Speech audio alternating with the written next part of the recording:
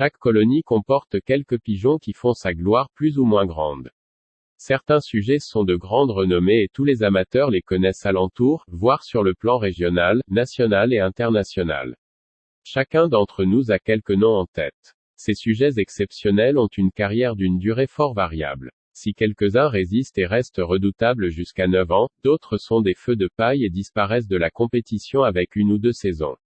Bien sûr, il ne s'agit pas de disparition au concours mais d'une incapacité à faire des prix dès le début de la saison alors qu'ils brillaient à la saison précédente. Pourquoi et comment? Y a-t-il des signes avant-coureurs qui permettent à l'amateur d'avoir des craintes quant à l'avenir de ces pigeons? Il y a d'abord l'embonpoint. Certains pigeons, en particulier ceux qui ont connu un concours très dur, qui ne reprennent jamais leur poids normal. Généralement, ils ont mué plus lentement, leurs fientes sont irrégulières, quelquefois le plumage reste médiocre. On a souvent évoqué des problèmes cardiaques à l'origine de ces désordres. C'est rarement vrai et il est facile de les reconnaître. Le pigeon a du mal à roucouler et à la voix éraillée. Beaucoup plus souvent, il s'agit d'une atteinte rénale. Lorsqu'on supprime un pigeon rentré maigre après plusieurs jours d'errance d'un concours difficile, on trouve toujours des reins soit rouges et gonflés soit blancs et rabougris. Ces pigeons même suralimentés, traités avec des médicaments adéquats, resteront hors d'état. Les mâles peuvent passer à la reproduction s'ils le méritent par leur origine et leur passé sportif. Pour les femelles, c'est moins évident, souvent elles rentrent stériles ou très peu productives. Ces pigeons montrent plus ou moins leur déchéance. Ce n'est pas toujours le cas. Ou bien les symptômes sont plutôt discrets. Certains accidents, toujours possibles, en particulier par vent de boue où les pigeons volent bas, passent inaperçus et n'en laissent pas moins des traces incompatibles avec un effort prolongé.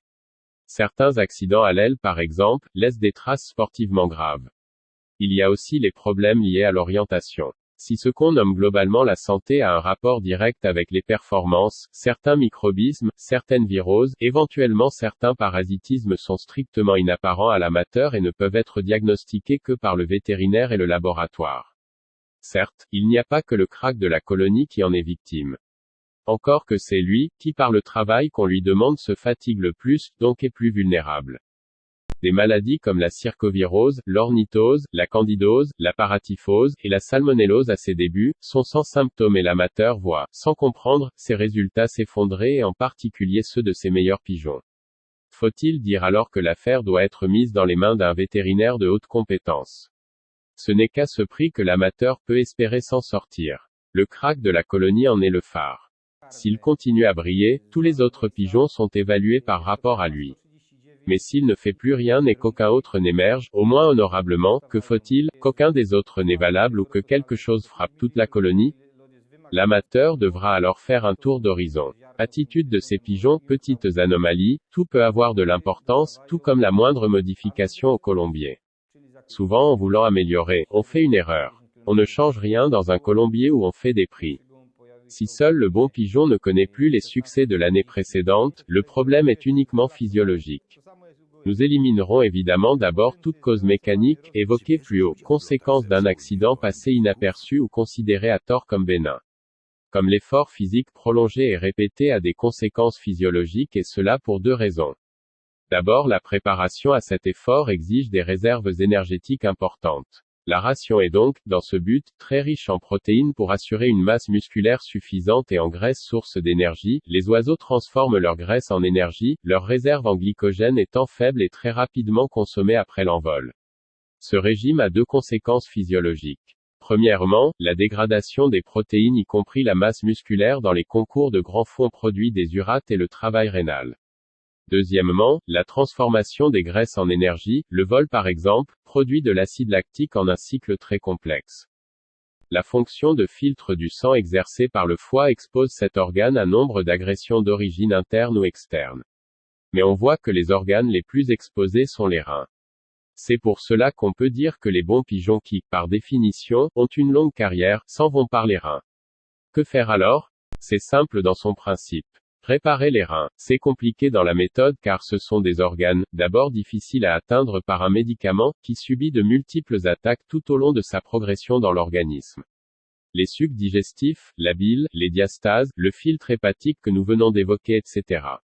Et il faut qu'au terme de son voyage dans l'organisme, le produit soit encore efficace au niveau des reins. D'abord, il faut un régime reposant pour les reins, c'est-à-dire ce que les colombophiles appellent un régime dépuratif très pauvre en protéines et en graisses, et distribué par une main légère. Le pigeon doit être tenu très léger pendant plusieurs semaines.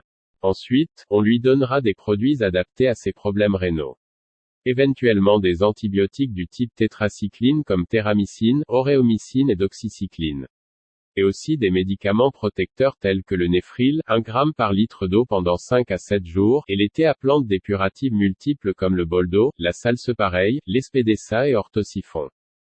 Si d'aucuns des pigeons remportent des prix et d'autres pas, il ne faut pas soupçonner la maladie, mais le manque de classe tout simplement. Il va falloir éliminer tous les pigeons qui ne se classaient pas dans les concours et de procéder à une grande sélection dans le colombier d'élevage. Il faut bien d'engager la prochaine saison avec moins d'éleveurs et moins de coursiers et en confiant la sélection au panier de voyage. Certains colombophiles continuaient à s'accrocher à des pédigrés, à la consanguinité et aux grands noms. Il n'y a que 2 races de pigeons. Les bons et les mauvais. Nous tenons tous trop de mauvais pigeons et les bons sont rares.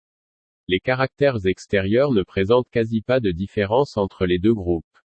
À les voir ou à les juger en main, personne ne veut voir à quelle catégorie appartient un pigeon. Il y a des amateurs qui prétendent et croient qu'ils en sont capables. La majorité des colombophiles attendent toujours de rencontrer le premier qui prouvera son savoir-faire et les résultats dans les concours à l'appui.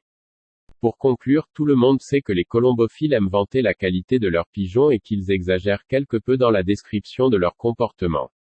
Certains sont convaincus de ce qu'ils racontaient, tant qu'ils y avaient d'assurance dans leurs propos. Heureusement que nous pourrons toujours faire confiance au panier de voyage.